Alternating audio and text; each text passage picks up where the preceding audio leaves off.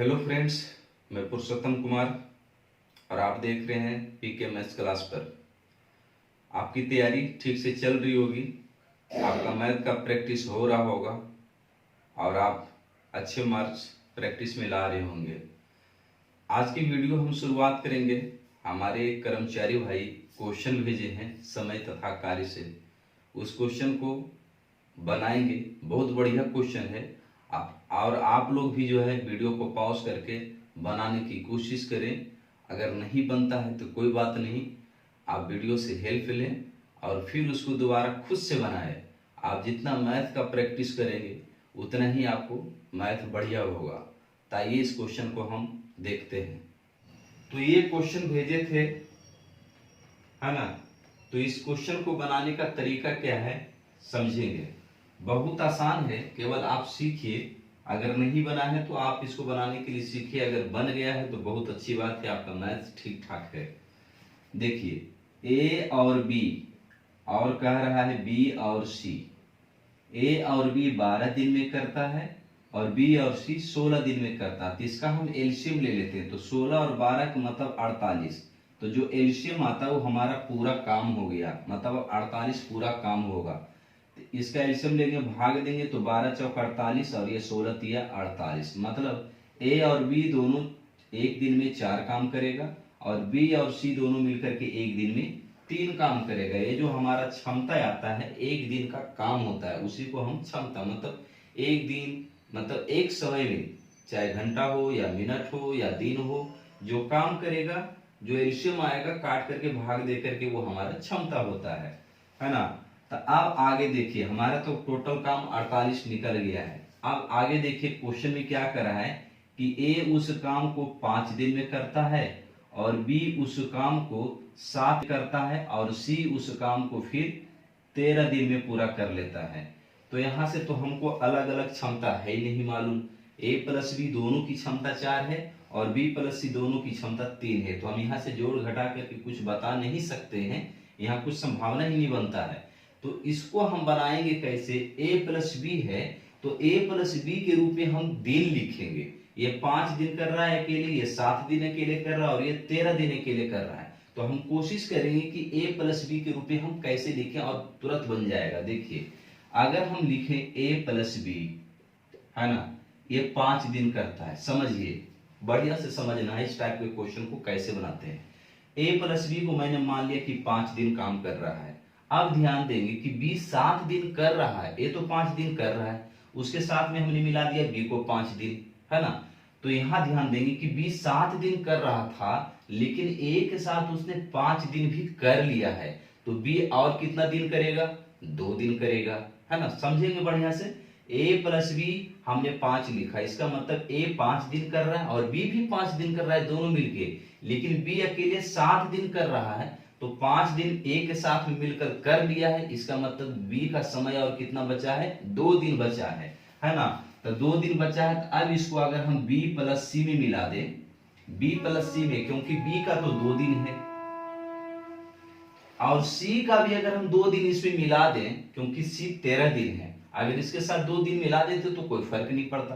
तो बी का यहाँ 2 दिन और बी का यहाँ 5 दिन, 7 दिन हो गया। और इसके साथ सी भी 2 दिन अगर कर रहा है तो सी अब कितना दिन बचा हुआ है अकेले, 11 दिन, है ना। तो सी अकेले कितना दिन बचा हुआ है, 11 दिन, बी प्लस सी 2 दिन और ए प्लस बी 5 दिन। अब यहाँ ध्यान देंगे कि ए प्लस बी की क्षमता 4 है, कि मतलब एक दिन में 4 काम करता है। तो 5 दिन में कितना काम करेगा, तो 20 काम करेगा। मतलब गुणा करेंगे तो ये 20 काम करेगा। उसी प्रकार से बी प्लस सी एक दिन में 3 काम करता है, तो 2 दिन में कितना काम करेगा, तो 3 दूना 6 काम करेगा। मतलब कि ये दोनों ऐसे मिल करके ग्रुप बना करके टोटल काम कितना कर लिया, 26 काम कर लिया। 20 और प्लस 6 26 काम, टोटल काम कितना कर लिया, 26 काम। अब जो काम बचेगा उसी को ना सी करेगा 11 दिन में, है ना, अकेले। तो बाकी कितना बच जाएगा, 48 में 26 माइनस कर लेंगे तो कितना बच जाएगा, 48 माइनस 26 मतलब बच जाएगा 22 काम।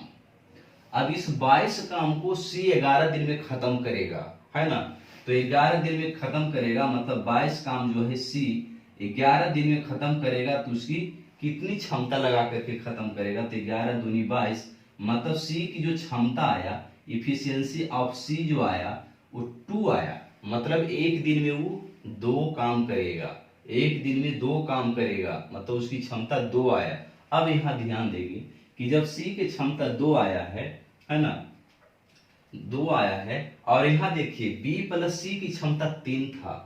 क्वेश्चन में हमें पूछ रहा है बी उस काम को कितने दिन में करेगा, तो हमें बी पर फोकस करना होगा। ये तो हमने कैलकुलेशन अभी तक कर लिया सी तक, अब सबका हम क्षमता अलग अलग निकाल सकते हैं। देखिए सी का क्षमता कितना आ गया, 2 आया, सी की क्षमता 2 आया। ये बहुत लंबा क्वेश्चन नहीं है, क्वेश्चन लिखे इसलिए आधा बोर्ड तो क्वेश्चन लिखने में ही चला गया है ना।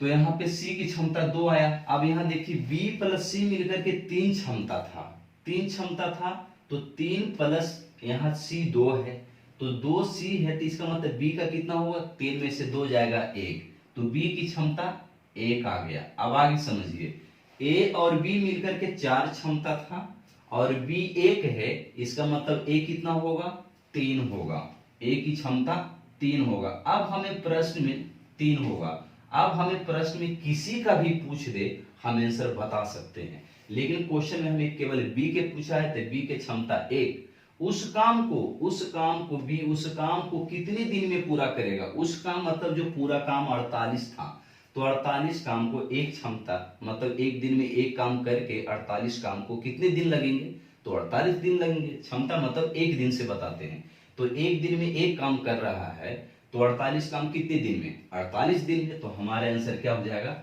48 दिन होगा। अगर सी का पूछता तो सी का क्षमता 2 है, तो एक दिन में 2 काम, तो 48 काम कितने दिन में, 24 दिन में, है ना, 48 काम 24 दिन में, तो हमारा सी का आंसर 24 हो जाता। अगर ए के बारे में पूछता कि ए कितने दिन में करता, तो पूरा काम 48, और ए एक दिन में 3 काम कर रहा है, तो 48 काम कितने दिन में करेंगे, तो 16 दिन में। तो मुझे आशा है कि आप इस क्वेश्चन को आप समझ गए होंगे, और जो मुझे क्वेश्चन भेजे थे वो भी समझ गए होंगे। अगर फिर भी कोई प्रॉब्लम है तो आप कमेंट करके जरूर बताएं। ये क्वेश्चन आपको कैसा लगा कमेंट करके जरूर बताएं। और आज की वीडियो ये चौथा वीडियो होगा प्रैक्टिस का, और शुरुआत करते हैं। शुरू करने से पहले हम आपसे रिक्वेस्ट करते हैं कि वीडियो को शेयर करिए, ताकि जो भी हमारे कर्मचारी भाई हैं मैथ की प्रैक्टिस करना चाहते हैं, तो खासकर उनके लिए हम डेली, अगर डेली नहीं हुआ तो एक दिन गैप करके जो है हम जरूर वीडियो आपके लिए डालेंगे, और इस क्वेश्चन को जरूर बनाएं, आपको बहुत इससे मैथ्स में सुधार होगा। तो आइए हम शुरुआत करते हैं टेस्ट नंबर 4 को, क्वेश्चन संख्या 1 से। एक में ट्रिगोनोमेट्री से क्वेश्चन दिया हुआ है, cot theta minus plus cosec theta minus 1/, cot theta minus 1 minus cosec theta plus 1 बराबर क्या होगा। देखिए, तो यहां हम पुटिंग वैल्यू लगाएंगे। अगर हम 0 डिग्री लगाते हैं तो हम जानते हैं कि कॉट जो होता है, कॉस बटे साइन को हम कॉट बोलते हैं, है ना। तो अगर हम 0 वैल्यू लगाएंगे, है ना, 0 वैल्यू लगाएंगे मतलब कॉस 90 बराबर 0 और साइन 0 बराबर फिर 0। लेकिन यहाँ कॉट है तो यहाँ पर कॉस 0 बराबर 1 होता है, और साइन 0 लगाएंगे तो 0, तो 1/0 बराबर क्या हो जाएगा, इनफिनाइट हो जाएगा। तो मतलब अपरिभाषित, अनडिफाइंड, तो इससे हमारा सोल्यूशन होने वाला नहीं है। तो हम सबसे आसान वैल्यू लगाते हैं 45 डिग्री, क्योंकि कॉट 45 और टेन 45 बराबर एक ही होता है ना, तो हमारा आसान हो जाएगा। तो कॉट 45 अगर हम मतलब 1 रखते हैं, 45 डिग्री 1 रखने का मतलब 45 डिग्री रखेंगे, तो 45 डिग्री ये 1 हो गया। कौशिक 45, तो साइन 45 होता है 1/√2, तो कौशिक 45 हो जाएगा √2, और यहाँ -1, तो -1 कैंसिल हो जाएगा और बच जाएगा √2।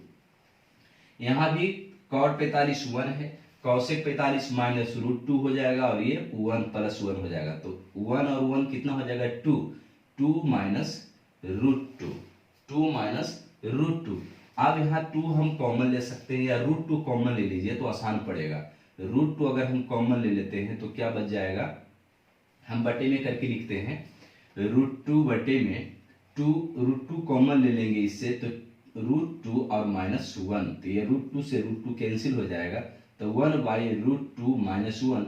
अगर इसको हम परिमेयीकरण रेशनलाइजेशन करते हैं तो चिन्ह बदल करके हम ऊपर नीचे गुणा कर देते हैं, तो यहाँ पे क्या हो जाएगा a + b और a - b, तो a + b या -b बराबर a² - b², तो √2 का स्क्वायर 2 और 2 - 1 जाएगा तो 1, मतलब केवल ऊपर वाला बचेगा और ये क्या वैल्यू हो जाएगा 1 हो जाएगा, मतलब √2 + 1 आएगा। अब देखिए इस क्वेश्चन को ऑप्शन में जो है आपको वैल्यू के रूप में नहीं दिया है, तब आपको सब में उसी ऑप्शन में भी आपको पुटिंग वैल्यू करना पड़ेगा। तो हम ऑप्शन को देखते हैं, इसको मिटाते हैं। ऑप्शन ए में दिया है 1 + cos थीटा बटे में sin थीटा।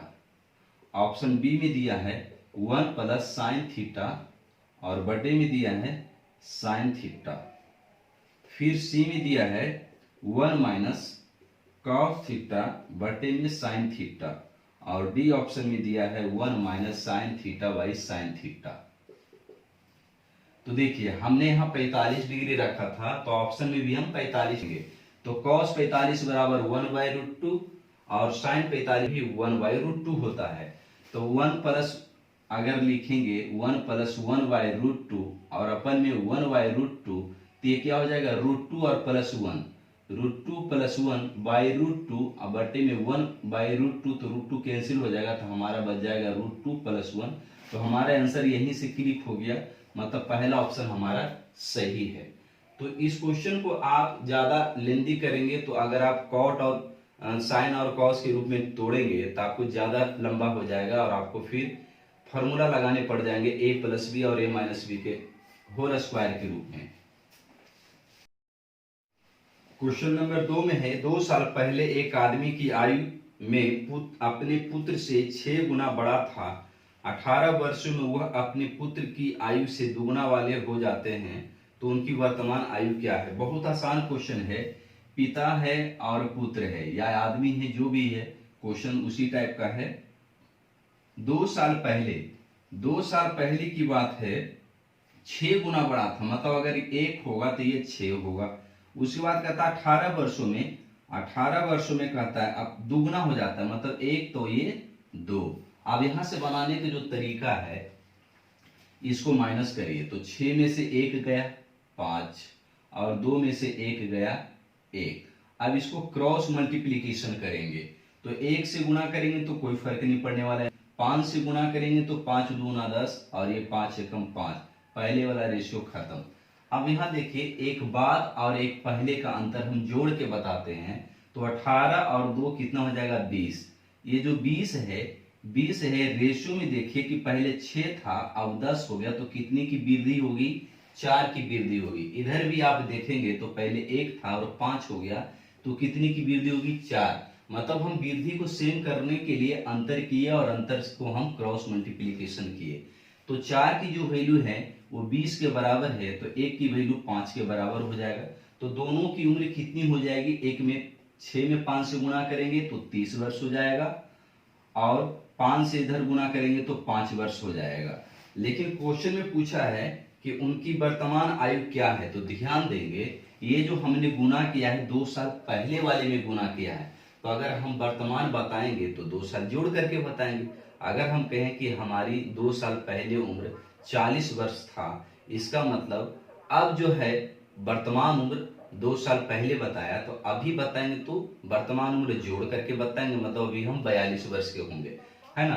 तो यहाँ 2 वर्ष पहले 30 वर्ष है और ये 5 वर्ष है, तो इसका मतलब अभी जो वर्तमान में है दोनों में 2 जोड़ेंगे तो कितना बन जाएगा 32 साल और ये 5 दूनी 7 साल, इधर हो जाएगा 32 साल और ये हो जाएगा 5 साल, तो हमारा 32 साल और 7 साल सही आंसर है। नेक्स्ट क्वेश्चन देखेंगे, 3 नंबर क्वेश्चन में है एक वृत्ताकार मैदान तथा वर्गाकार मैदान की परिमाप बराबर है, यदि वर्गाकार मैदान का क्षेत्रफल 12,100 वर्ग मीटर हो तो वृत्ताकार मैदान का क्षेत्रफल क्या है। देखिए ये क्वेश्चन बहुत मुर्जवानी है, है ना। लेकिन आपको समझाने के लिए आपको फिगर बना करके मैं बताता हूँ। देखिए, एक वृत्ताकार मैदान कैसे बनाना है वो भी मैं आपको सिखाता हूँ। एक वृत्ताकार मैदान है और एक वर्गाकार मैदान है। तो कह रहा है कि दोनों का परिमाप बराबर है। इसका परिमाप जो है क्या है, बराबर है। आपको सूत्र वूत्र लिखने की जरूरत नहीं है ना। आप इस वीडियो चैनल पर बने रहिए। आपको एक भी सूत्र मैं आपको यूज नहीं करूंगा, सारा चीज खेल आपको रेशियो पर पढ़ाऊंगा मैं आपको। देखिए, परिमाप है, बराबर क्वेश्चन में कह रहा है। आगे कह रहा है कि वर्ग का क्षेत्रफल 12100 मतलब 12100 वर्ग मीटर है ना। तो देखिए, इसका क्षेत्रफल है 12100, तो भुजा हो जाएगा उसका वर्गमूल। तो इसका वर्गमूल कितना, 121 का वर्गमूल 11 और 2 जीरो है तो हो जाएगा 1 जीरो मतलब 110।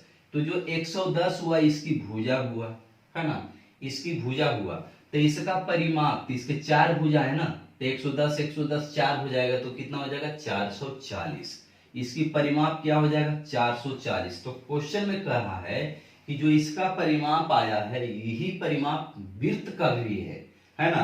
तो क्वेश्चन में पूछ रहा है कि मैदान का क्षेत्रफल बताइए। देखिए, तो आपको हम पिछले वीडियो में भी सिखाए थे कि वृत्त में एक रेशियो होता है 7, 44 और 154 का, जिसमें से 7 त्रिज्या होता है, 44 परिमाप होता है और 154 क्षेत्रफल होता है।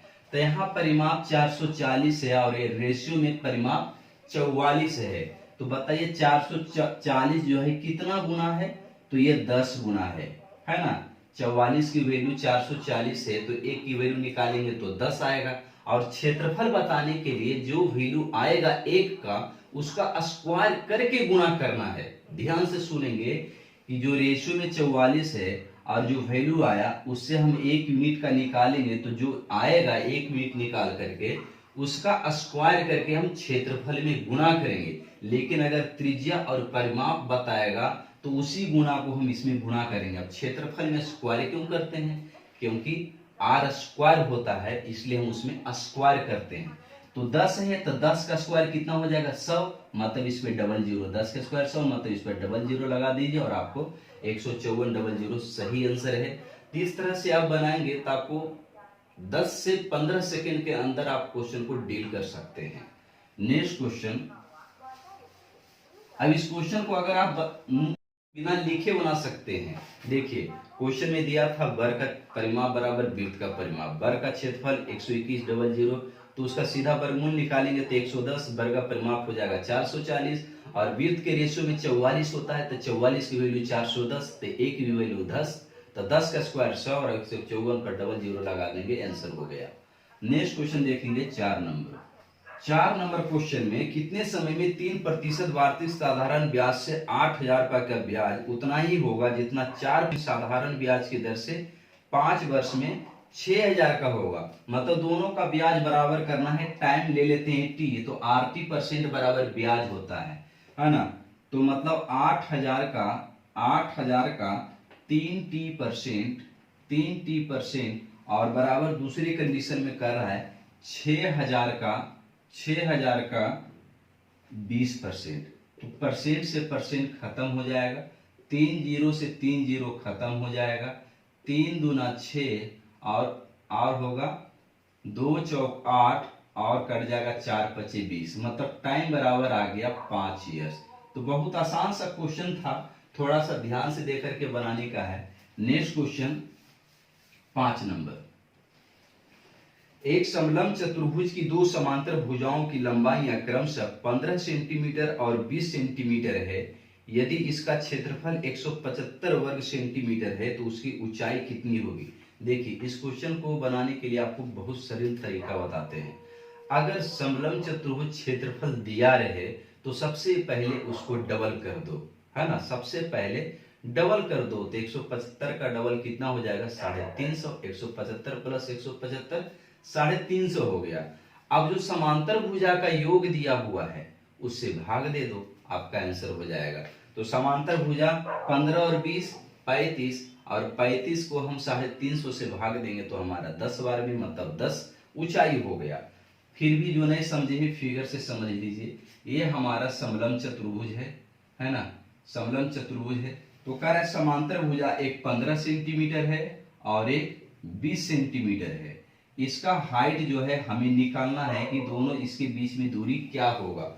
तो आप फार्मूला जानते हैं, है ना, फार्मूला जानते हैं, समलंब चतुर्भुज का क्षेत्रफल बराबर 1/2 इंटू समांतर भुजा का योग, क्या लिखते हैं, भुजा का योग, समांतर भुजाओं का योग पूरा लिखेंगे और गुना ऊंचाई, और गुना क्या लिखेंगे, ऊंचाई। तो क्षेत्रफल आपको 175 दिया हुआ है, तो 1/2 गुने दोनों को जोड़ेंगे तो 35 हो जाएगा, और हाइट को हम h ले लिए, इधर काट लेंगे, 5 बार में कटेगा क्या, 5 बार में कट जाएगा, तो हाइट बराबर 5 दूना कितना हो गया, 10 हो गया। तो इस क्वेश्चन को आप ऐसे बना, है ना, या तो फिर आप जो मैं पहले तरीका बताया उस तरीके से आप बना सकते हैं। नेक्स्ट क्वेश्चन देखेंगे 6 नंबर।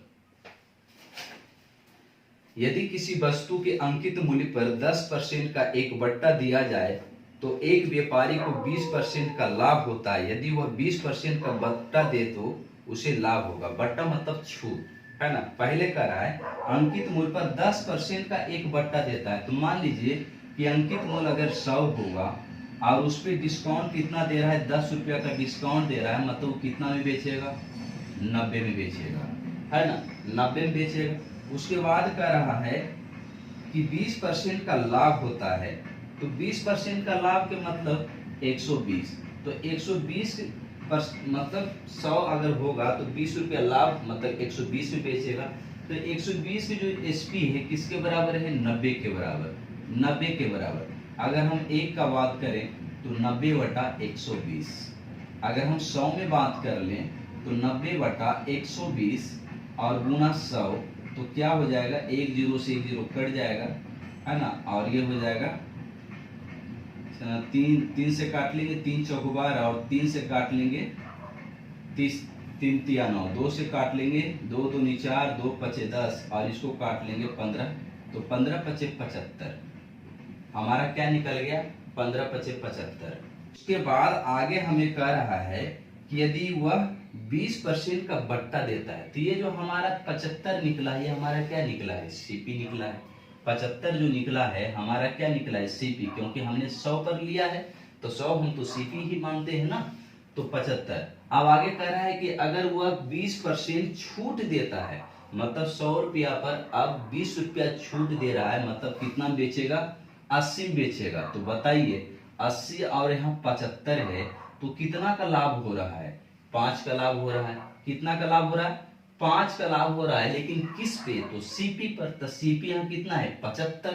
5 जो लाभ हो रहा है किस पे हो रहा है, 75 पे, मतलब 75 पे लाभ हो रहा है 5 का, तो 1 पे कितना होगा, तो 5/75, तो 100 पे कितना होगा, तो 100 से गुना कर लेंगे, है ना, तो ये हो जाएगा 15 पचे 75, और ये हो जाएगा 5 तिया 15, और ये हो जाएगा 20 पचे 100, 20/3% के मतलब 6.2/3 से ही हमारा लाभ प्रतिशत हो जाएगा, है ना। 6.2/3% हमारा सी ऑप्शन सही है। अगर आपको ये चीजें समझ में नहीं आता है तो इसका दूसरी भी तरीका है, आपको दूसरी तरीका सिखाता हूं। देखिए क्वेश्चन में आपको डाटा समझना होगा। क्वेश्चन में दिया था अंकित मूल्य पर 10% बट्टा, मतलब पहला बट्टा कितना है, डिस्काउंट फर्स्ट लिख रहे हैं 10%। उसके बाद कह रहा है क्या, प्रॉफिट कितना दिया हुआ है, प्रॉफिट दिया हुआ है 120, मतलब 20%, ठीक है। उसके बाद फिर बट्टा दिया हुआ, मतलब डिस्काउंट 2, सेकेंड डिस्काउंट D2, वो दिया हुआ है 20%। तो ध्यान देंगे कि कैसे बनाते हैं। तो हम पूरा कहानी 100 पर करेंगे। किस पे करेंगे, पूरी कहानी 100 पर करेंगे। तो इसका जो बनाने का तरीका है, प्रॉफिट है 20%, मतलब 120 में बेचेगा, ठीक है। उसके बाद जो पहला डिस्काउंट है ना, जो पहला डिस्काउंट है और ये जो दूसरा डिस्काउंट है, उसको हम भी 100 से कंपेयर करेंगे। तो हमारा क्या हो जाएगा, यहाँ पे 90 और ये 80। तो दूसरा वाला को पहले में लिखिए और पहले वाले को दूसरे में लिखिए। अब इसको आप काट छाट कर लीजिए, है ना। तो कितना हो जाएगा, 0, 3 तिया 9 और 3 चौक 12, और तो कटने वाला नहीं है, मतलब 8 चौक 32, 320/3। ठीक है, अब इसको आपको क्या करना है, 100 में माइनस करना है। 100 में इसको माइनस कर देना है, तो 320 और माइनस 300 बटे में 3, मतलब 20/3, कहने का मतलब 6.2/3%। तो आप इस तरीके से भी बना सकते हैं। इसमें मैंने क्या किया कि जो दूसरा डिस्काउंट है, जो प्रॉफिट या लॉस की कहानी रहेगा उसको हम गुणा करके लिखेंगे, और जो दूसरा डिस्काउंट रहेगा क्वेश्चन का उसको ऊपर लिखेंगे 100 में माइनस करके, और जो पहला डिस्काउंट रहेगा उसको 100 में माइनस करके हम नीचे लिखेंगे, और 100 में फिर 100 में मतलब उसमें हम 100 फिर माइनस कर देंगे, और जो आएगा वही हमारा प्रॉफिट होगा। तो आप इस तरीके से भी बना सकते हैं। साथ में एक रेलगाड़ी एक समान चाल से चल रही है। यह 120 मीटर लंबे एक प्लेटफॉर्म को 12 सेकेंड और 170 मीटर लंबे दूसरे प्लेटफॉर्म को 16 सेकेंड में पार कर जाती है। प्रति सेकेंड रेलगाड़ी की चाल क्या है? देखिए, एक समान चाल से चल रही है और 120 मीटर लंबा एक प्लेटफॉर्म है। 120 मीटर लंबा प्लेटफॉर्म है। इसको कहता है कि 12 सेकेंड में, समय कितना है, ये टाइम है, इधर डिस्टेंस लिख रहा हूं, डिस्टेंस दूरी, और इधर टाइम। उसके बाद कह रहा है कि दूसरा प्लेटफॉर्म जो है 170 मीटर है और इसको टाइम लगा रहा है 16 सेकेंड। बहुत आसान है, देखिए। तो इसकी डिफरेंस कितना हो गया, 50, और इसका डिफरेंस कितना हो गया, 4। तो 4 बराबर होता है क्या, दूरी बटा समय। तो दूरी का डिफरेंस 50 और समय का डिफरेंस 4, 2 दूनी 4, 25 दूना 50, 25/2 के मतलब 12.5 मीटर पर सेकेंड। 12.5 मीटर पर सेकेंड आपका ऑप्शन ए सही है। नेक्स्ट क्वेश्चन को देखेंगे 8 नंबर।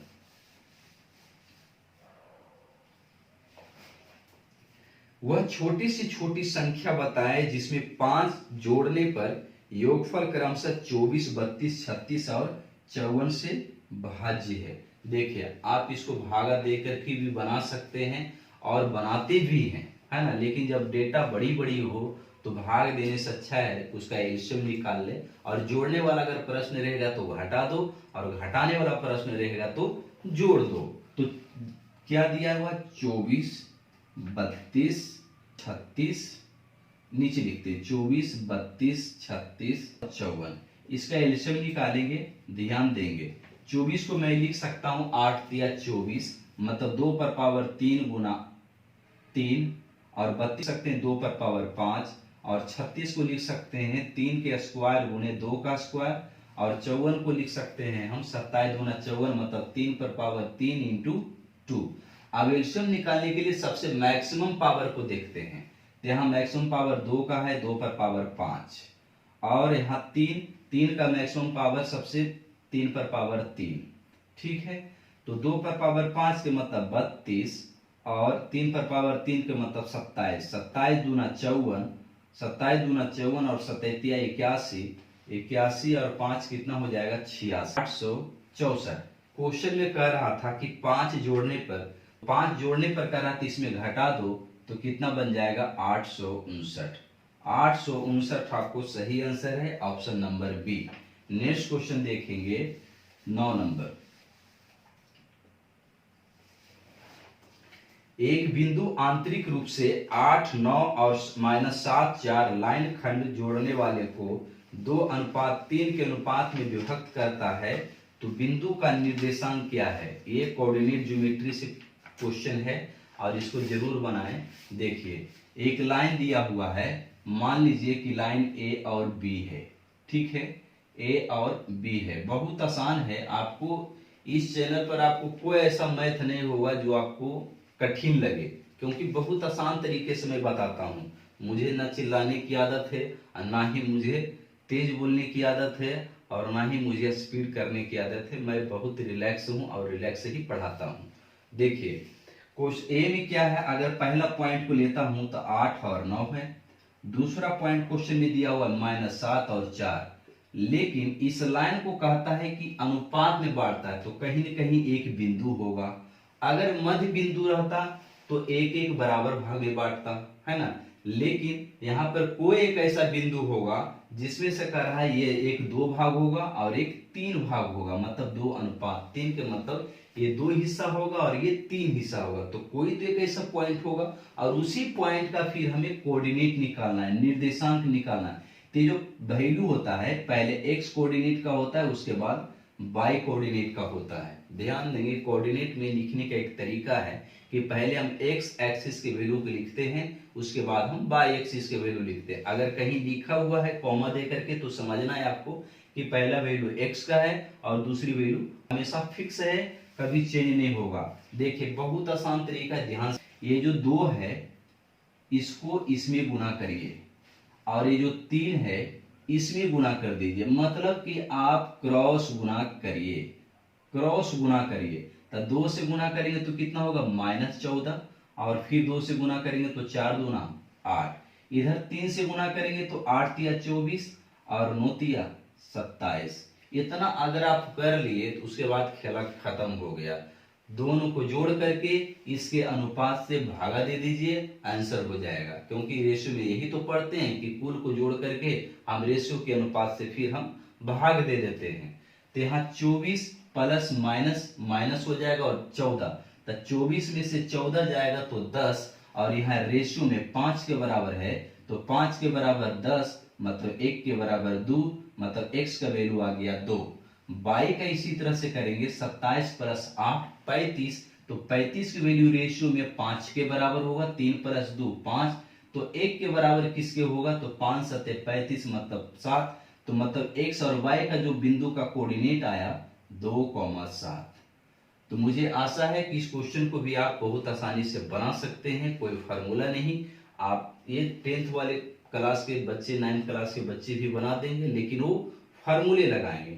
फार्मूला ऐसा है कि x बराबर फार्मूला होता है mx2 plus nx1 by m plus n। लेकिन फार्मूला के चक्कर में क्यों जा रहे हैं आप, सीधा मल्टीप्लिकेशन करिए और दोनों को जोड़ करके इस रेशियो के जोड़ से भागा दे दीजिए या कंपेयर करिए, है ना, आपका x और y का वैल्यू निकल जाएगा। नेक्स्ट क्वेश्चन देखेंगे 10 नंबर।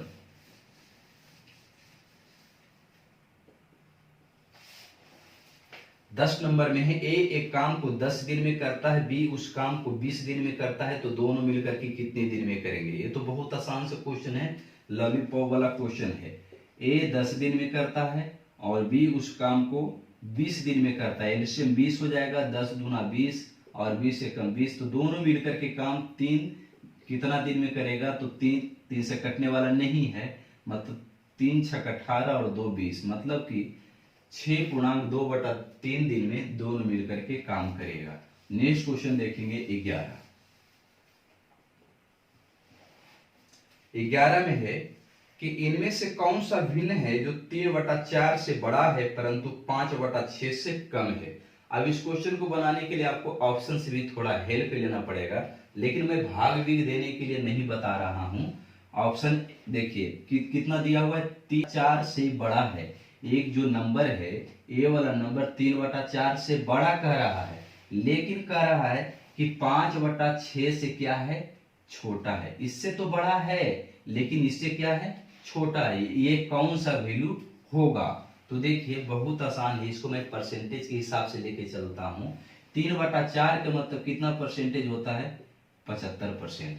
अगर इसको भी परसेंट में बदलने की कोशिश करें तो 2 तिया 6 और ये 50 दूनी 100, मतलब 250/3%। अगर इसको मैं लगभग में बताऊं तो 3 8 24 और 3 तिया 9, मतलब हम लगभग में बताएंगे क्या, लगभग में 83%। अब ऑप्शन में देखिए कि किसमें जो है 75 और 83% के बीच में आ रहा हो, तो ऑप्शन ए में देखते हैं 1/2 में 50% हो जाएगा, 1/2 मतलब 50%, तो 50% तो इससे भी कम है, तो हमारा ऑप्शन कट जाएगा। दूसरा ऑप्शन 2/3 को परसेंटेज में बदलेंगे तो 200/3, तो 200/3 को भी आप बदलेंगे तो 66 आएगा, है ना, तो 66 75 से भी कम होता है।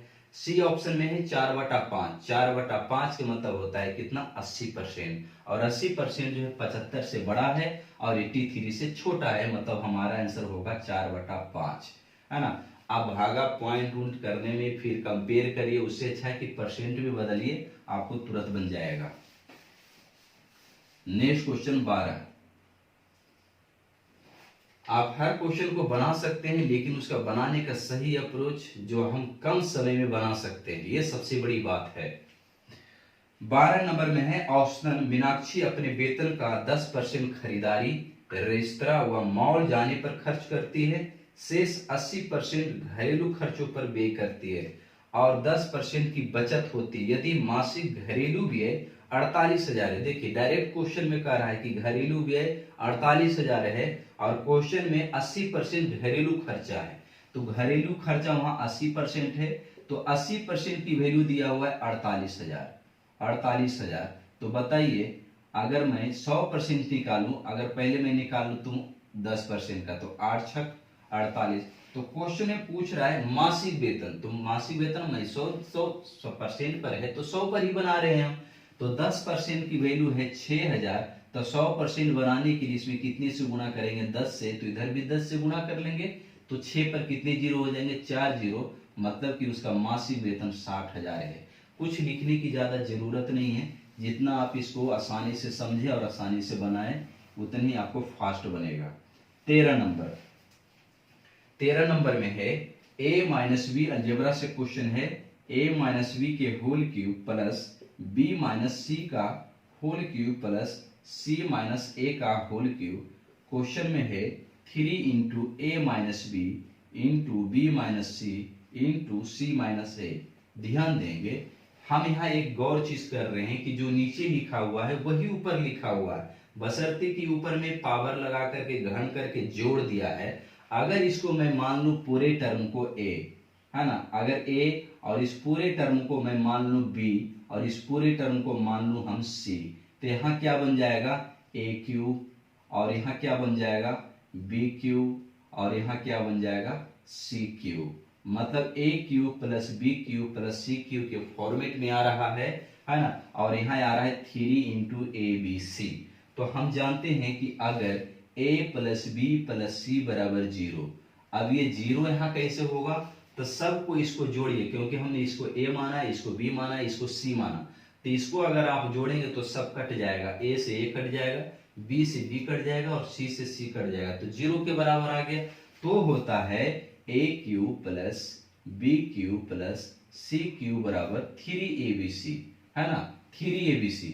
तो इतने के जगह पर मैं 3abc लिख दूं, इतने के जगह पर मैं 3abc लिख दूं और नीचे तो ऑलरेडी 3abc है, तो 3abc कट जाएगा, तो हमारा आंसर क्या आ जाएगा 1। लेकिन ज्यादातर क्या करते हैं कि ऐसे वाले क्वेश्चन में 1 मार देते हैं और उनकी कभी कभी गलत हो जाती है, तो ऐसा काम ना करें, बिना सेटिस्फाइड किए आप आंसर ना मारें। 14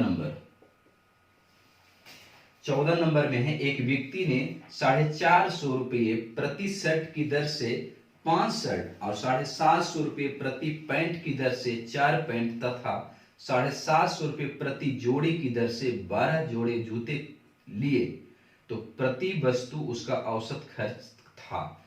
इस क्वेश्चन को आप क्या करेंगे, सबको गुणा करेंगे, फिर जोड़ेंगे और फिर सबकी संख्या के जोड़ से आप भाग देंगे। जितना देर गुणा में करने में लगाएंगे उतना देर में क्वेश्चन शुरू हो जाएगा। ध्यान दीजिए, 5 शर्ट है ना, 5 शर्ट का मूल्य कितना दे, मतलब एक शर्ट का 450 रुपया। आगे कह रहा है फिर 4 पैंट है, 4 पैंट में एक पैंट का मूल्य दिया हुआ है 750 और फिर 12 जोड़े जूते हैं, क्योंकि हिसाब भी एक जोड़े से चल रहा है तो क्वेश्चन भी हमारा 12 जोड़े में ही रहेगा, तो 12 जोड़े, एक जोड़े का 750 है, ठीक है। तो हमें पूछ रहा है प्रति वस्तु उसका औसत खर्चा क्या है, मतलब पूरी वस्तु पर, तो 5 4 9 और 12 9 21, मतलब हमें बताना है कि 21 का औसत हमें क्या होगा। देखिए मैं ले रहा हूं 450 से, तरीका कोई भी वैल्यू आप उठा करके बनाएं, कोई दिक्कत नहीं है, मैं आपको सबसे बता देता हूं। देखिए 450 से, यहाँ देखिए 450 से कितना है 750, 750 से कितना ज्यादा हो रहा है, 3 ज्यादा हो रहा है ना, सॉरी 300 ज्यादा हो रहा है। तो 300 गुने 4 करेंगे तो कितना होगा 1200 प्लस 450 से ये भी कितना ज्यादा हो रहा है तो 300, तो फिर 300 गुने 12 करेंगे तो कितना हो जाएगा 3600, और हमको 21 से निकालना है तो उससे हम भाग दे देंगे, कितना हो जाएगा 450 प्लस इसको जोड़ेंगे तो 6 2 8 और 3 4 मतलब 4800 बटे 21, इसको काटेंगे 3 सत्ते 21 और 3 से 16 3 48, मतलब इसको अब गुणा करेंगे तो 0 7 5 35 7 चौक 28 28 और 3 31 3150 और इधर है 1600 मतलब 0 5 7 4 4750 4750 बटे 7 को करेंगे तो 7 छक 42 बच जाएगा 5 और 7 अट्ठी 56 नहीं 7 सत्ते 49 बच जाएगा 6 और फिर 7 अट्ठी 56 मतलब 678 के ऑप्शन में देख लेंगे कौन सा है। तो 678 के ऑप्शन में ऑप्शन बी में है 0.50 है, तो 678 पर ही हम डायरेक्ट आंसर मार लेंगे। अब आप सोच रहे होंगे कि मैं 450 से लिया हूं, अगर मैं बोलूं कि 750 लूं तो क्या होगा। तो देखिए इसमें 2 पॉइंट है, याद रखिए कि कोई वैल्यू को आप लें, अगर उस वैल्यू से ज्यादा हो रहा है इसका मतलब औसत बढ़ेगा, है ना, लेकिन अगर उस वैल्यू से कम हो रहा है इसका बढ़ेगा, तो बढ़े में हम प्लस लगाएंगे और घटे में हम लगाएंगे, जैसे समझ लीजिए, है ना। इसके दूसरा हम बता देते हैं, यही क्वेश्चन को दूसरा, अगर आप सोच रहे हैं कि हम 750 लूं तो आंसर क्या होगा, कोई जरूरी नहीं तो 450, बिल्कुल आप सही सोच रहे हैं, आप 750 लेकर के भी बना सकते हैं, क्यों नहीं बना सकते। देखिए बनाते हैं, मान लीजिए मैं 750 से शुरू करता हूं, ठीक है, प्लस लेके जा रहा है तो 0 का डिफरेंस है, मतलब 0 लेके जा रहा है 750 ही है, तो 0 गुने 4 करेंगे तो क्या बन जाएगा 0, तो 0 को लिखिए या ना लिखिए कोई फर्क नहीं, लेकिन समझने के लिए मैं 0 गुना 4 लिख रहा हूं। अब आगे देखिए 750 से जो है 450 कम जा रहा है, मतलब माइनस में जा रहा है ना, तो औसत कम जाएगा, मतलब 750 में 450 तो कितना का कम हो गया 300 का कम हो गया, तो माइनस लिखेंगे 300, और ये किसकी है तो 5 का है, तो गुणा 5, और टोटल संख्या कितना है 21, ठीक है। तो 750 प्लस माइनस माइनस इसको काटेंगे 3 से 3 सत्ते 21, तो ये हो जाएगा 500 बटे 7, इसको गुणा करेंगे 0 7 5 35 7 सत्ते 49 49 और 3 52 5200 माइनस 500 और बटे में 7, तो ये कितना बन जाएगा 50, और 52 में से 5 जाएगा तो 4750 बटे 7, 7 छक 42 5 और 7 सत्ते 49, है ना, और फिर 6 7 अट्ठी 56, तो 678 रुपया है। तो आप किसी भी तरीके से बना सकते हैं, इसमें 2 ही पॉइंट याद रखने का, अगर वो पॉइंट याद रखते हैं तो आप किसी भी पॉइंट लेकर के आप बना सकते हैं, आपको गलत नहीं होगा। नेक्स्ट क्वेश्चन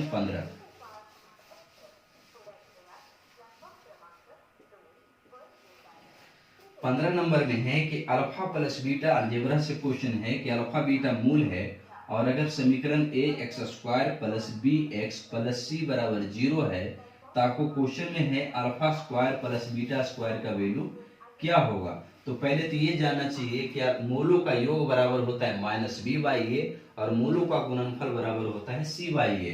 तो अल्फा प्लस बीटा बराबर निकालेंगे तो माइनस बी बाई ए, और अल्फा इंटू बीटा बराबर निकालेंगे तो सी बाई ए बी और ए का मतलब क्या हुआ, जो एक्स स्क्वायर के साथ में गुणा किया हुआ रहेगा उसको हम ए बोलते हैं, और जो एक्स के साथ में गुणा किया रहेगा उसको हम बी बोलते हैं, और जो केवल नंबर रहेगा मतलब उसमें एक्स वाई जो क्वाड्रेटिक इक्वेशन का फॉर्मेट होगा उसमें नहीं गुणा रहेगा उसको हम कांस्टेंट बोलते हैं, जिसको हम सी बोलते हैं।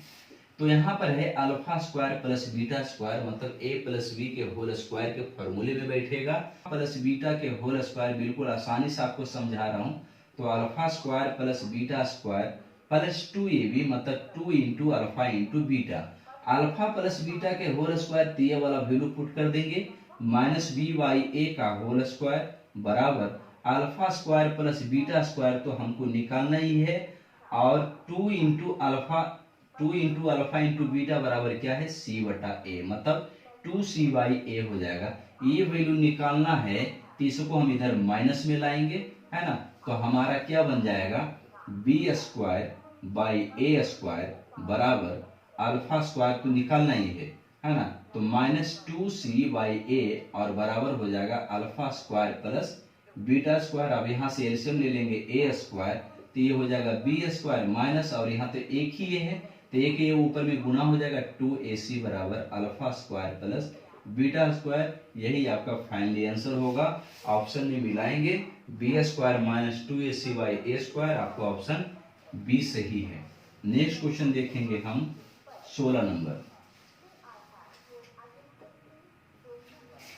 16 में है, चक्रवृद्धि ब्याज में जमा की गई एक रकम 3 वर्षों के बाद 6690 बनती है और 6 वर्षों के बाद 1035 बनती है, तो रकम क्या है। देखिए आपको इसके ट्रिक भी हम बता देंगे, और लेकिन आप बेसिक से थोड़ा इसको बनाएं तो ज्यादा समझ में आएगा। देखिए मतलब 3 वर्षों में यहां से स्टार्ट किया है, तो 3 वर्ष में जो है 3 वर्ष में कितना बन जाता है, 6690, और यहीं से फिर स्टार्ट करेगा तो 6 वर्ष में कितना बन जाएगा, 6 वर्ष में बन जाएगा 10035 बन जाएगा। मतलब कि अगर मैं यहां का निकाल लूं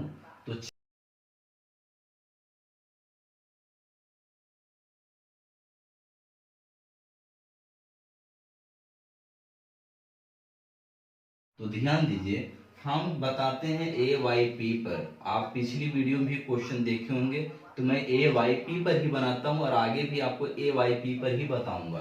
तो देखिए ये दूसरा अमाउंट है और ये पहला अमाउंट है, तो दूसरा y पहला करेंगे तो मतलब क्या होगा, 1003/5 बटे में 66 और 90, इसको काटेंगे हम 5 से, तो 5 से कम 5, 1 फिर 5 तिया 15 और 5 अठी 40, सही है ना। 5 से कम 5, 5 तिया 15 और 5 तिया 15, 5 अठी 40, 5 से काटेंगे 5 दूनी 10, 0 और फिर हो जाएगा 0, 5 सत्ते 35, 8 3 11, 3 14 1 15, 3 से कटेगा 3 छक 18, 3 चौक 12, 3 चौक 12 और 3 छक 18, 3 छक 18, यहाँ 3 से काटेंगे 3 छक 18, 3 छक 18 और 30 नमक 27, है ना। अब ये देखिए ये हमारा क्या है, प्रिंसिपल है, और ये हमारा क्या है, अमाउंट है, ठीक है। तो देखिए यहाँ पर अमाउंट दिया हुआ है, तो 669 का जो वैल्यू है किसके बराबर है, 6690 के बराबर है। तो एक की वैल्यू कितनी हो जाएगी, तो एक की वैल्यू 10 हो जाएगी। तब आपको प्रिंसिपल निकालना है ना, मूलधन खोज रहा है, तो इसको गुणा कर दीजिए, तो 446 की वैल्यू कितनी हो जाएगा, 10 से गुणा करेंगे तो 446 पर एक जीरो बैठ जाएगा, मतलब हो जाएगा 4460 रुपया आंसर। तो आपको बहुत आसानी से समझ में आ गया होगा, लेकिन अगर आप इसको ट्रिक बोले उससे अगर आप बनाना चाहते हैं तो देखिए बहुत आसान है। जो पहला है ना, क्वेश्चन में यही था ना, जो पहला है और ये दूसरा है, 3 वर्ष और 6 वर्ष, मतलब 3 वर्ष बीच में गैप हो जाएगा, ये 3 वर्ष बीच में गैप हो जाएगा। तो ट्रिक यही है कि जो उसका स्क्वायर करो, जो पहला रहेगा उसका स्क्वायर करो, मतलब इसको लिखेंगे पहला अमाउंट का स्क्वायर बटे में दूसरे अमाउंट का स्क्वायर, सॉरी पहले अमाउंट का स्क्वायर बटे में दूसरा अमाउंट, और यही आपका क्या हो जाएगा, मूलधन हो जाएगा। तो आपका यही ट्रिक है, a1 का स्क्वायर y a2, और इससे आपका मूलधन निकल जाएगा। नेक्स्ट क्वेश्चन देखेंगे हम, क्वेश्चन नंबर 17 नंबर में है कि यदि 100 रुपये में 11 पुस्तकें खरीदता हूं और 10 पुस्तकें 110 रुपये में बेच देता हूं, तो प्रत्येक हिसाब पर कितना % लाभ मिलेगा। देखिए इस क्वेश्चन को जो है ना, कितने लोग जो है बनाने में एक वस्तु पर करते हैं कि पहले एक वस्तु पर कितना निकलेगा, फिर उसको घटाते हैं, माइनस में अगर आता है तो हानि करते हैं, प्लस में आता है तो उसको लाभ में बताते हैं। तो तो वो तरीका आप मत लगाइए, बहुत आसान तरीका है बनाने का। वो तरीका सीखिए कि कैसे हम इसको बनाते हैं। देखिए, आप सबसे पहले क्या करिए कि वस्तु को एक साथ लिखिए और रुपये वाले पार्ट को एक साथ लिखिए, है ना, बहुत आसानी से बन जाएगा। तो क्या कर रहा है कि 100 रुपये में 11 वस्तु खरीदता है, 110 रुपये में 10 वस्तु बेच देता है। अब यहां से क्रॉस मल्टीप्लीकेशन कर लीजिए, क्वेश्चन आपका बन जाएगा। तो 11 11 121 पर 1 0 और 100 गुने 10 करेंगे तो 100 हो जाएगा। मतलब ये सीपी वाला वैल्यू है और ये एसपी वाला वैल्यू है, क्योंकि इधर एसपी है और ये सीपी है और ये एसपी है। आप समान पर नहीं जाएंगे, आप मूल से बताएंगे कि एसपी कौन है और सीपी कौन है ना, संख्या पर नहीं जाएंगे। यहाँ एसपी है तो एसपी वाला पार्ट इधर है, इधर गुना किए तो इधर ही रहेगा। ये सीपी वाला पार्ट इधर गुना किए तो सीपी वाला इधर हो जाएगा। सॉरी, ये 100 गुने 10 बोले तो 1000 हो जाएगा, है ना। अब यहाँ से देखिए कि 121 ये हमारा एसपी है और ये हमारा क्या है, सीपी है। तो 1000 सीपी और 1210 एसपी, मतलब कितना फायदा हो रहा है, 210 का 210 का फायदा हो रहा है। तो कितने पर फायदा हो रहा है, 1000 पर। तो 1000 पे फायदा जो है 210 रुपया हो रहा है, तो 100 पर फायदा कितना होगा, 21% आंसर। तो इस तरह से बनाए, तुरंत बन जाएगा। नेक्स्ट क्वेश्चन देखेंगे हम 18 नंबर।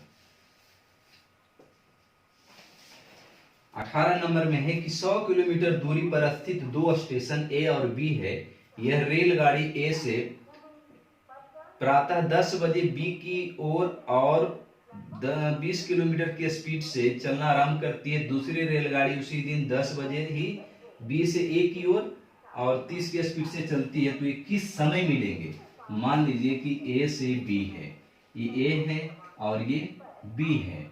तो एक ए से चलता है और एक बी से चलता है, लेकिन दोनों 10 बजे ही चलता है। मतलब कि ए भी 10 बजे और ये भी 10 बजे। प्रातः की बात है तो एंटी मेरिडियन हो जाएगा, एएम हो जाएगा। अब आगे कह रहा है कि ए से जो बी की ओर चलती है उसका स्पीड 20 है। इसका स्पीड जो है 20 किलोमीटर पर आवर है। और जो बी से ए की ओर चलती है उसका स्पीड जो है 30 किलोमीटर पर आवर है। और ये दोनों की जो डिस्टेंस है, ए से बी की जो डिस्टेंस है कितना है, 100 किलोमीटर। 100 किलोमीटर है। तो कह रहा है कि कितने समय पर, मतलब कितने बजे मिलेंगे, है ना, कितने समय पर मिलेंगे, कितना समय लगेगा मिलने में। तो समय बराबर दूरी बटे चाल। लेकिन यहाँ ध्यान देंगे कि ये दोनों जो है एक दूसरे के विपरीत चल रहा है, तो सापेक्ष गति हम क्या बताएंगे, जोड़ के बताएंगे। तो समय बराबर दूरी बटे चाल। तो दूरी कितना है टोटल, 100, और चाल को हम जोड़ के इसलिए बताएंगे क्योंकि एक दूसरे के विपरीत दिशा में चल रहा है। तो 30 + 20 कितना हो जाएगा, 50।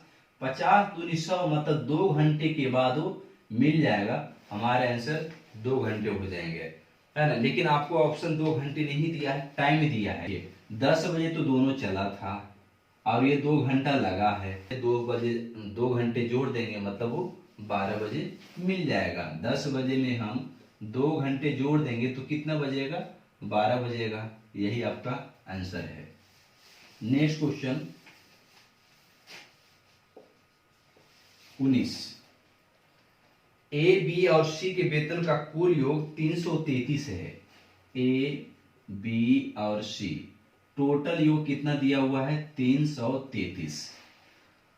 और कह रहा है कि वे अपनी आय में क्रमशः 80, 85%, 75% व्यय करते हैं। खर्च कितना है, खर्च है पहले का 80% और इसका है 85% और इसका है 75%, है ना। तो कह रहा है कि तो उनकी बचतों का अनुपात 769 है। 769 है बचत। तो हम यहां से बचत निकाल लेंगे, क्योंकि जब रेशियो बचत में दिया हुआ है तो हम भी बात बचत में करेंगे, तभी तो बात बनेगा ना क्वेश्चन बनाने का। तो इसका बचत 20% बनेगा, इसका बचत 75%, 15% और इसका बचत 25%। और रेशियो में दिया हुआ है 769। 769। जब दो वैल्यू, मतलब एक ही चीज का 2 वैल्यू आ जाता है तो हम क्या करते हैं, बराबर करते हैं। तो यहाँ दोनों बचत ही है, तो इसको हम बराबर करेंगे। तो बराबर 20% बराबर 7, 20% बराबर 7, तो 100% बराबर 5 से गुणा तो 35। 20% बराबर 7, तो 100% बनाने के लिए 5 से गुणा, तो इसको भी 100% बनाने के लिए 5 से गुणा करेंगे ना। जब इधर 100% 5 से गुणा, तो इधर भी 5 से गुणा, मतलब कितना हो जाएगा 35। समझ रहे हैं? 120, तो 100% निकालने के लिए 7 × 5 = 35। 15% बराबर 6। अब यहाँ काट लेंगे तब बात बनेगा, है ना। तो 3 से काट लेंगे, 3 दूना 6 और 3 × 5 = 15। तो 5% बराबर 2, तो 100% निकालने के लिए 20 से गुणा, तो इधर भी 20 से गुणा, तो 20 दूना 40। और 25% बराबर 9, तो 100% बनाने के लिए 4 से गुणा, तो इसमें भी हम 4 से गुणा, मतलब हमारा 36। अब ये क्या निकल गया, ध्यान दीजिए, हम 100% लिए थे, मतलब हम उसके आय की बात कर रहे थे, क्योंकि हम आय को 100 माने थे। फिर हमने उसका खर्च 80 था, तो 20 लाए हम कहां से, क्योंकि हम आय 100 माना था, इसलिए हम 100 में 80 घटाए तो हमारा 20, फिर इधर आया था कितना हमारा 15, फिर 100 में घटाए थे तो 25, मतलब 100 निकाल रहे, मतलब हम आय निकाल रहे हैं, क्योंकि हमारा निश्चित राशि आय दिया हुआ है, तभी तो हम कंपेयर करेंगे, आय रेशो में निकालेंगे। तो ये हमारा रेशो में निकल गया, आय का रेशो, तो टोटल 333 है। यहाँ टोटल कितना होगा, 6 × 5 = 11, 3 × 3 = 6, 4 × 10 = 11, मतलब 111 की वैल्यू कितना है 333। तो एक की वैल्यू कितनी आ जाएगी, 3 आ जाएगी। तो क्वेश्चन में क्या पूछ रहा है, तो अलग अलग वेतन क्या है, तो इसका वेतन कितना आ जाएगा, 35 × 105 गुणा कर लेंगे, तो यहाँ हो जाएगा 40 × 120, और यहाँ कितना हो जाएगा 36 × 108। तो 105, 120 और 108 हमारा आंसर है ऑप्शन 2 में। नेक्स्ट क्वेश्चन देखेंगे हम 20 नंबर।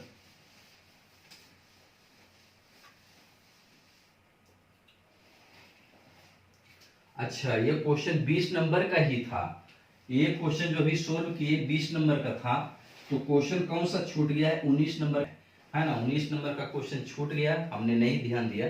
देखिए 19 नंबर देख लेते हैं। एक समतल पर एक मीनार के शीर्ष का उन्नयन कोण 30 डिग्री है, 20 मीटर समीप जाने पर उन्नयन कोण 60 डिग्री हो जाता है, तो मीनार की ऊंचाई कितनी है। देखिए डिस्टेंस से क्वेश्चन है, बहुत आसान क्वेश्चन है, आप इसको बनाइए। देखिए ये मान लीजिए मीनार है, और क्वेश्चन में है कि उन्नयन कोण कितना है, 30 डिग्री है। अब कहता है कि 20 मीटर समीप जाने पर, किसके समीप, तो टावर के समीप। तो टावर के समीप 20 मीटर आएंगे, मतलब इधर आएंगे 20 मीटर। तो मान लीजिए कि एजा से यहां तक हम आए 20 मीटर, इधर हम आए समीप 20 मीटर, इधर आए हम। तब कह रहा है कि उन्नयन कोण 60 डिग्री बन जाता है। तब कोण कितना बनता है, ये 60 डिग्री बन जाता है ना। कितना बनता है, 60 डिग्री कोण बनता है।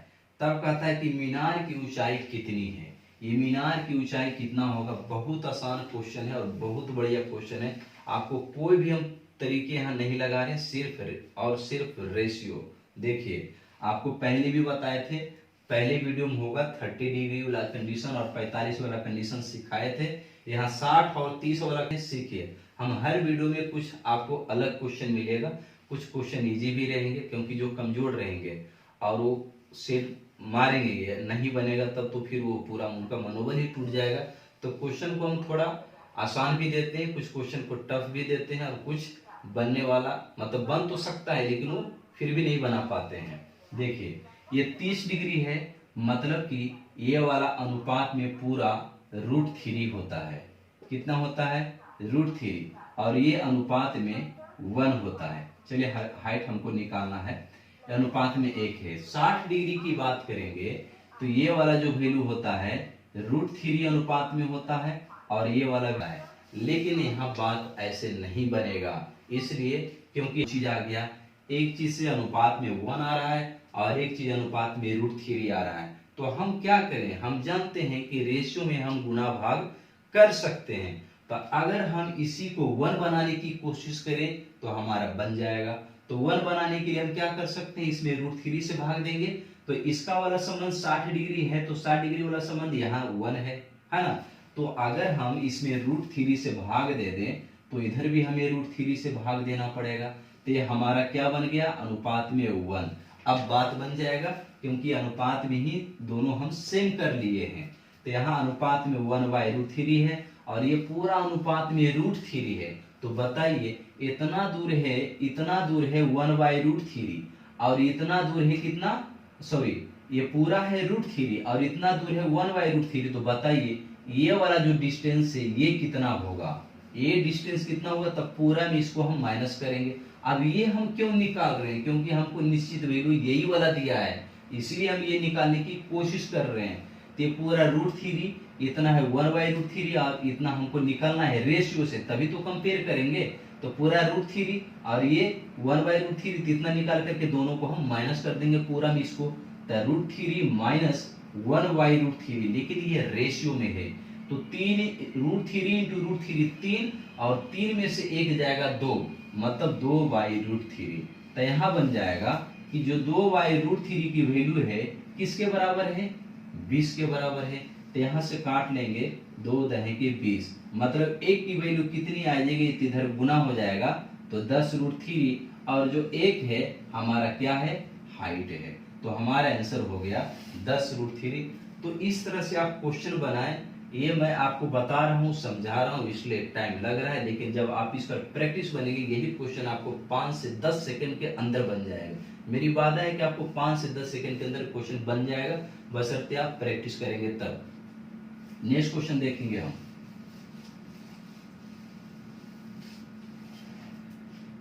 इक्कीस नंबर क्वेश्चन तो पूर्ण संख्या वर्ग है, तो आप तो ऐसे ही देख रहे हैं क्वेश्चन में 7201 7225, तो 8 9 72 होता है, तो ऐसे बन जाएगा। इसको क्या बनाए है ना।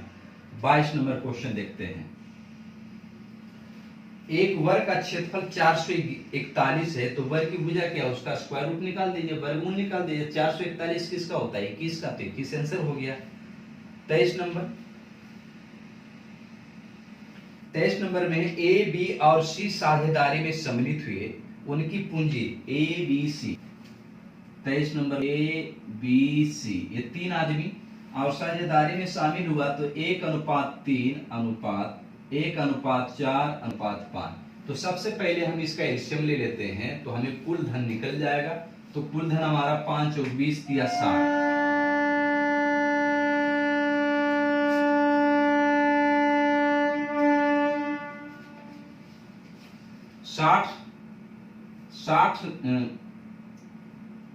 60 गुना कर देंगे एलसीएम से, तो 12×5 = 60, 15×4 = 60 और ये 20 × 60, मतलब धन का रेशियो 20:15:12।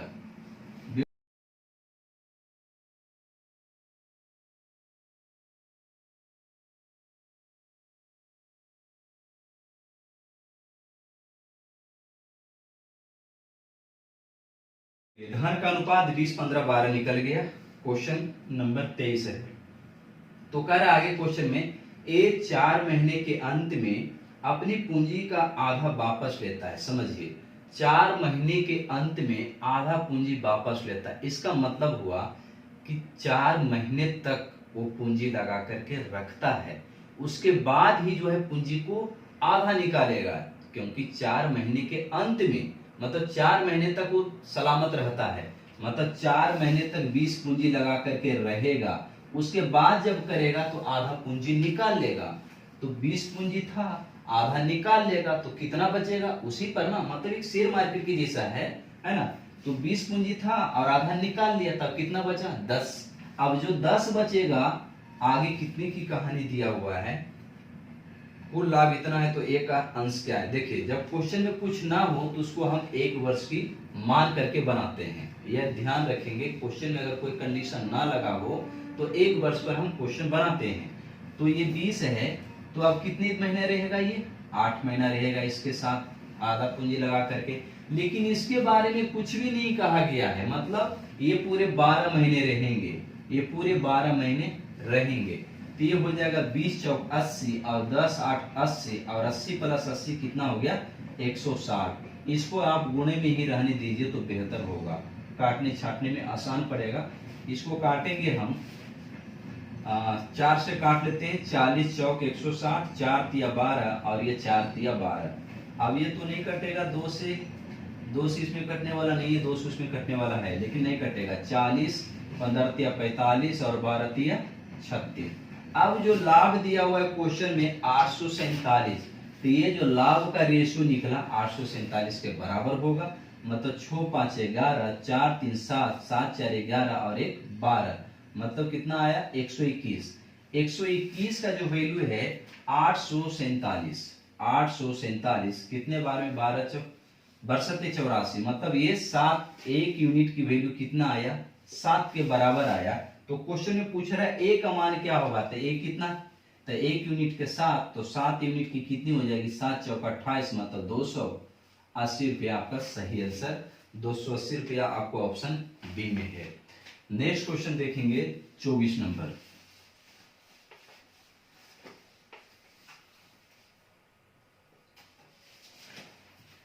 चौबीस में एक नाव 8 किलोमीटर प्रति घंटे की धारा गति से धारा के साथ तथा 5 किलोमीटर प्रति घंटा की गति से, तो धारा की गति क्या है। देखिए तो आसान क्वेश्चन, इसमें कुछ लिखने की जरूरत भी नहीं है, क्योंकि मैं आपको बताया था कि अगर धारा के साथ चलता है तो उसको हम प्लस लिखते हैं, अगर धारा के विपरीत चलता है तो उसको हम माइनस लिखते हैं। और ये भी बताए थे कि एक प्लस वाला वैल्यू निकल जाए और एक माइनस वाला वैल्यू निकल जाए तो बड़ी वैल्यू निकालने के लिए हम जोड़ के आधा करेंगे और छोटी वैल्यू निकालने के लिए हम घटा करके आधा करेंगे। तो बड़ी वैल्यू कौन सी होगी, नाव की होगी, क्योंकि नाव का स्पीड ज्यादा रहेगा तभी वो धारा के विपरीत चलेगा, तो धारा की गति छोटा हो जाएगा।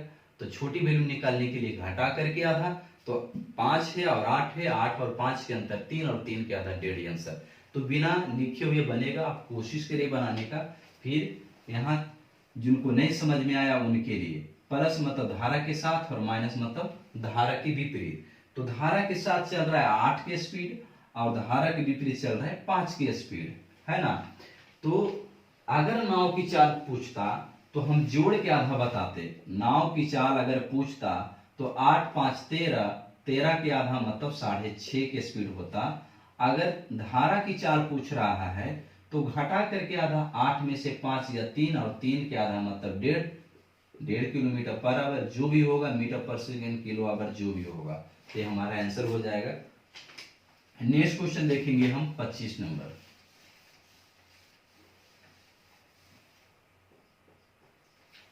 25 नंबर में है 1 3 6 4 5 अंकों से यादृच्छा मतलब चुन करके, आपको जो संख्या है वो आप चुन करके बनाइए अपनी मर्जी से।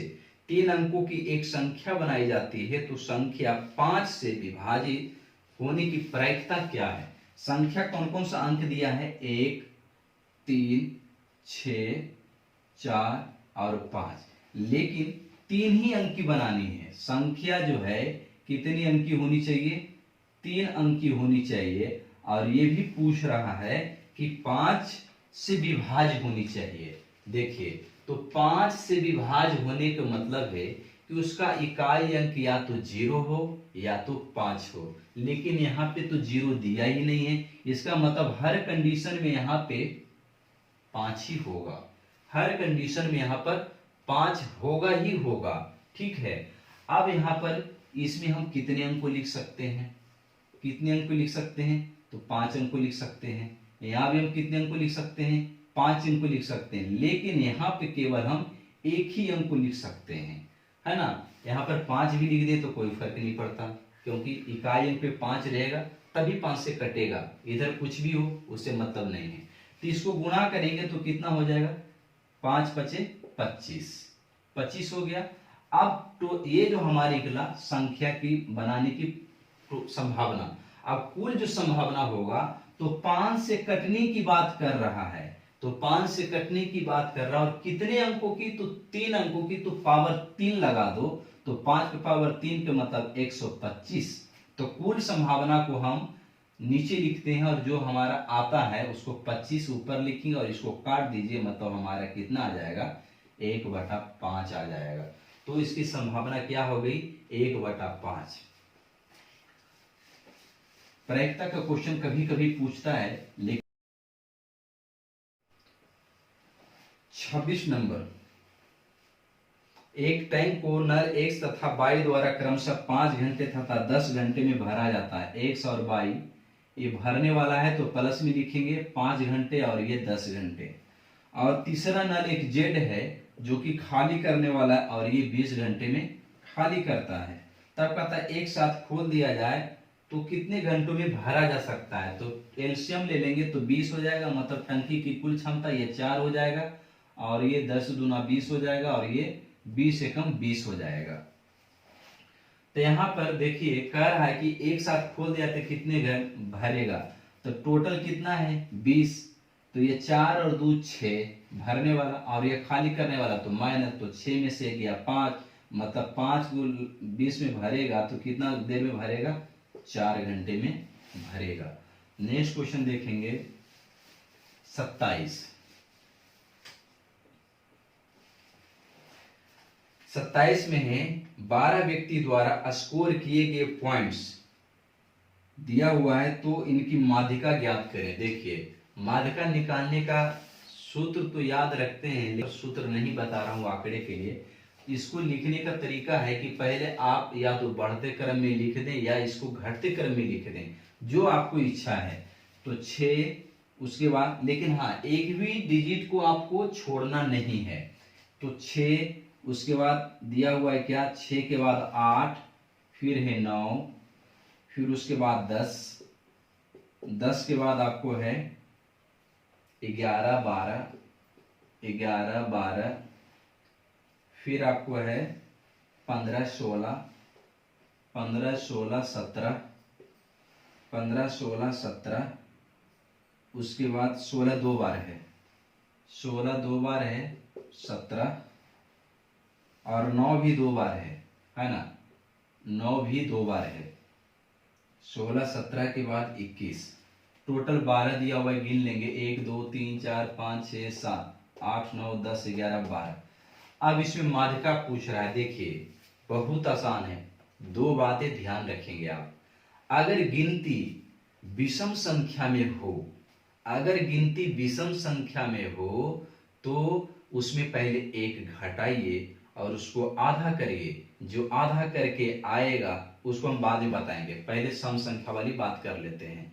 अगर संख्या सम में आ रहा है, गिन करके काउंट करके सम में आ रहा है तो पहले उसमें 2 घटाइए, उसके बाद आधा करिए। अब 2 तो 2 पहले घटाइए तो 12 टोटल है, 12 में जाएगा 2 तो 10, 10 के आधा करेंगे तो 5, मतलब 5 दोनों तरफ से नंबर माइनस कर लीजिए। तो 1 2 3 4 5, 1 2 3 4 5, अब जो बच गया उसका एवरेज निकाल दीजिए, औसत निकाल दीजिए। तो 11 और 22, 11 और 12, तो 11 और 12 का औसत निकालेंगे तो कितना होगा 23 हो जाएगा, और 23 के आधा कितना हो जाएगा 11 दूनी 22, मतलब 11.5। तो इस तरह से आपका 11.5 आंसर होगा। अब हम जो पहले बात कर रहे थे कि अगर संख्या विषम हो, जैसे मान लीजिए कि मैं इस क्वेश्चन में एक मिटा देता हूं, फर्स्ट या लास्ट से जो भी हो आप एक मिटा देंगे तो ये संख्या क्या हो जाएगा, एक कम हो जाएगा और ये बन जाएगा विषम संख्या में, है ना, ये विषम संख्या में बन जाएगा। देखिए टोटल 12 था, मैंने एक हटा दिया तो बन गया 11। अब विषम संख्या में काउंटिंग आ गया तो पहले एक माइनस करेंगे, मतलब 10, और फिर 10 के आधा 5, मतलब 5 हटाना है। तो 1 2 3 4 5 और 1 2 3 4 5, तो क्या बच गया 11। तो इस कंडीशन में 11 आंसर होगा। तो इस तरह से आप बनाएं, है ना। 28 नंबर क्वेश्चन में दिया हुआ है x बराबर 1/√3 प्लस √2 और फिर y बराबर दिया है 3 माइनस √2। तो आपको पूछ रहा है एक्स वाई, बहुत आसान है, 1/√3 प्लस √2 गुने में 1/√3 माइनस √2। आप जानते हैं फॉर्मूले, a plus B into A minus B बराबर A square minus B square. तो a प्लस बी और a माइनस बी, तो a स्क्वायर मतलब √3 का स्क्वायर माइनस √2 का स्क्वायर करेंगे तो 3 में √3 का मतलब 3 और √2 का मतलब 2, तो 3 में से 2 जाएगा 1, मतलब आपका आंसर क्या हो जाएगा 1 हो जाएगा। आपका आंसर 1 हो जाएगा। नेक्स्ट क्वेश्चन देखेंगे हम 29।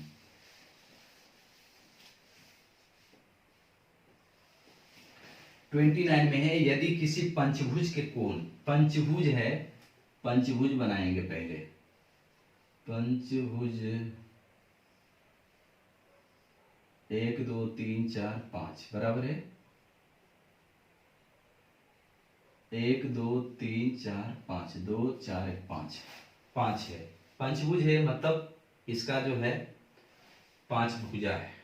तो इसमें कोण दिया हुआ है 2x, फिर दिया है 3x, फिर है 4x, और फिर है 5x, और फिर दिया है 6x। तो इसमें कह रहा है कि तो पंचभुज का एक कोण है, मतलब कि पंचभुज का एक कोण है। देखिए पंचभुज है मतलब 5 से कटने वाली होनी चाहिए। आप ये भी ऑप्शन में देख सकते हैं। तो ऑप्शन में 135, 27, 180 और 72। तो 135 जो है 5 से तो कट जाता है, लेकिन 180 भी 5 से कट जाता है। इसका मतलब यहाँ वो वाली ट्रिक नहीं चलेगा, है ना। तो आपको ध्यान देना पड़ेगा। अब यहाँ पे फिर मैं फार्मूला यूज नहीं करने वाला हूँ। आप तो फार्मूला याद रखते होंगे, 2 इंटू n माइनस 2 इंटू, है ना, ऐसा कुछ फार्मूला है। हमको तो फार्मूला याद भी नहीं रहता है। देखिए इसके दो तरीके मैं शॉर्टकट सिखा रहा हूँ आपको। पंचभुज है ना, पंचभुज है तो सबसे पहले 2 घटा दो और 180 से गुणा कर दो तो कुल कोण निकल जाएगा। पंचभुज के मतलब 5, 5 में 2 घटा दो तो 3, और 3 में 180 से गुणा कर दो तो 540, मतलब कुल कोण निकल गया 540 डिग्री। दूसरी तरीका मैं सिखा रहा हूँ कि 5 को हमेशा एक 4 के रूप में अलग कर लेना। कितना भी साइड होगा उसको 4 के रूप में एक अलग कर लेना, ठीक है। तो 4 मैंने अलग कर लिया, बाकी कितना बच जाएगा 1। जो 1 जो बच जाएगा, या फिर जो 4 अलग किए हैं उसके जगह पे लिखना 360 डिग्री हमेशा। क्यों? क्योंकि चतुर्भुज में हमेशा 360 डिग्री का कोण बनता है, इसलिए हम उसे 4 साइड कर लेते हैं। और यहाँ जो 1 बना है उसको हम 180 डिग्री से गुणा कर लेना और दोनों को जोड़ दो तो ये आ जाएगा क्या, दोनों को जोड़ने के बाद 540 डिग्री। ये दूसरी तरीका है। पहले तरीका में बताया कि साइड में 2 घटा दो और 180 से गुणा कर दो, ठीक है। तो 540 मतलब ये टोटल जोड़ रहे हैं तो कितना आएगा 540 डिग्री। तो ये कितना आएगा 6 5 11 4 15 3 18 2 20, मतलब 20 की जो x की भी जो वैल्यू होगी 540 के बराबर। तो इसको काट लेंगे 0 से 0 और 27 दूना 54, मतलब x की वैल्यू आया 27। तो इसमें कितना आ जाएगा 27 दूना 54, 27 या 81, 27 चक 108, 27 बचे 135 और 27 छक 168, है ना। 27 छक 162 होता है। तो ऑप्शन में इसमें मिलाइए कि कौन सा कोण दिया हुआ है। तो आपको ऑप्शन में 135 डिग्री दिया हुआ, मतलब हमारा 135 डिग्री सही आंसर है। Next question 30 number.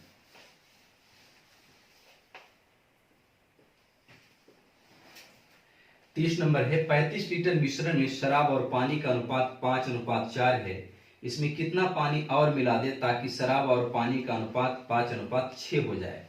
45 litre total मिश्रण है, जिसमें से, है ना, जिसमें से कर रहा है शराब और पानी। शराब में तो पानी मिलाते ही है ना, बिना पानी के शराब तो चलता नहीं है। तो कह रहा है 5:4 में है, 5:4 में है शराब, है ना, ठीक है। मिला हुआ थोड़ा बहुत तो नशा रहेगा। शराब 5 है, पानी 4 है। पानी अगर ज्यादा रहता तो फिर शराब का मजा नहीं रहता। आगे कह रहा है कि पानी और कितना मिला दें कि शराब और पानी का अनुपात 5:6 हो जाए। कह रहा है कितना पानी मिला दें, है ना, कि शराब और पानी का अनुपात 5:6 हो जाए, मतलब अब पानी ज्यादा हो जाएगा और शराब कम हो जाएगा, ठीक है। तो कितना शराब, क्या बोल रहा है क्वेश्चन में, कितना शराब कितना पानी और मिला दें। तो देखिए पानी मिलाने की बात कर रहा है तो मतलब अंतर होगा पानी की बात मिश्रण में, लेकिन शराब तो वही रहेगा, है ना। क्वेश्चन में जो चीज मिलाने की बात करेगा तो उसकी डिफरेंस रहेगा ना। जो चीजें हैं मौजूद वो तो पहले से ही रहेगा, मतलब शराब की तो बात ही कर नहीं रहा है, तो शराब तो उतनी ही है और ये हमेशा ऑलरेडी बराबर है। अगर बराबर नहीं रहता तो हम गुणा करके बराबर करते, लेकिन यहाँ पे बराबर है तो हमें छेड़छाड़ कुछ नहीं करना है, सीधा पानी के छिड़क दिए। तो पहले 4 पानी था, अब 2 पानी हो गया, मतलब कितना 2 का डिफरेंस, मतलब 2 मिला रहा है। टोटल मिश्रण कितना था 45 में, शुरू में कितना था 5 4 9, मतलब 9 की वैल्यू 45 है, तो 1 की वैल्यू कितनी होगी 5, और 2 की वैल्यू हमें निकालना है, तो 2 की वैल्यू कितनी हो गई 10, मतलब उसको 10 लीटर अगर मिलाएगा तो शराब में जो है ना, शराब और पानी का अनुपात हो जाएगा 5:6, तो 10 लीटर पानी मिलाएगा तब।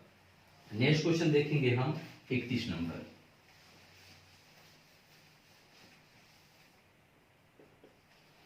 31 नंबर में है cos theta minus sine theta plus cos theta plus, अच्छा गलती लिख रहे हैं, बोल रहे हैं cos theta minus sine theta का होल स्क्वायर, और प्लस है cos theta plus sine theta का होल स्क्वायर, कि इसका मान क्या होगा। देखिए ये तो फॉर्मूला ही है, a माइनस बी के whole square plus a plus B के होल स्क्वायर बराबर क्या होता है, तो आंसर 2 है ना, आंसर 2 ही होगा ना।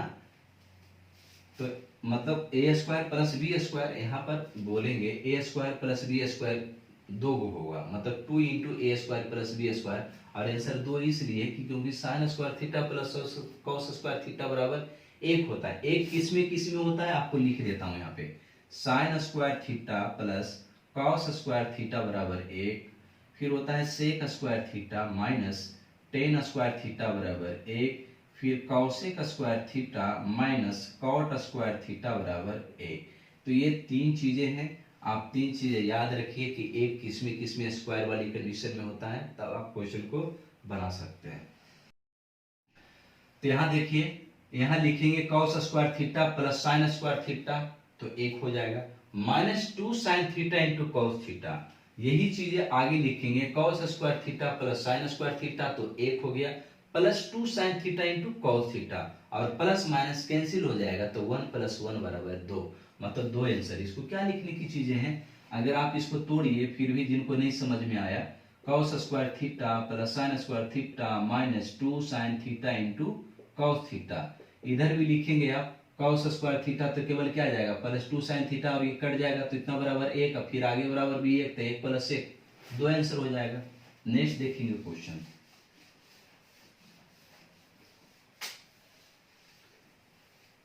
आप वीडियो तो देख रहे हैं लेकिन लाइक बहुत कम कर रहे हैं, है ना।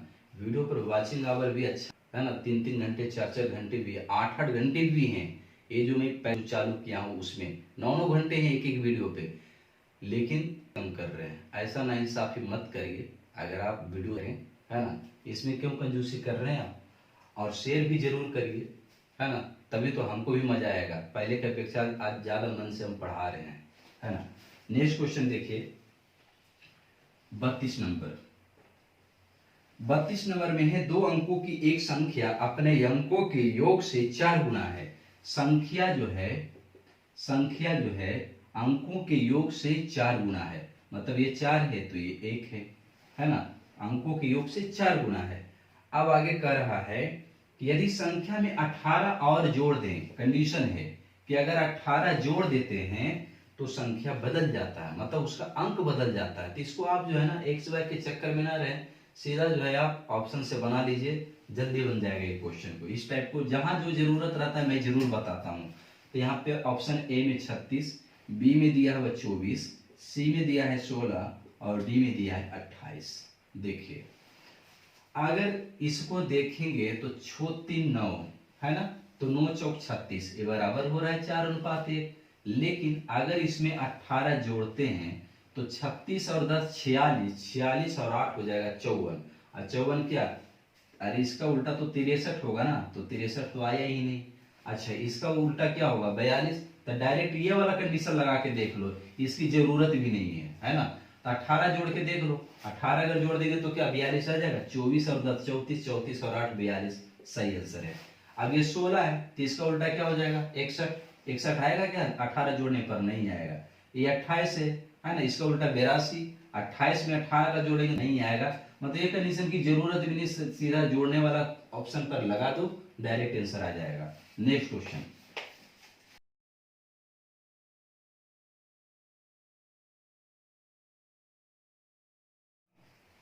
33 से 35, 33 से 35 में है कि जिसका कुल व्यय, एक पाई चार्ट दिया है जिसका कुल व्यय 1,20,000 है, कुल व्यय 1,20,000 दिया हुआ है ना, सैकड़ा हजार, 10,000, लाख।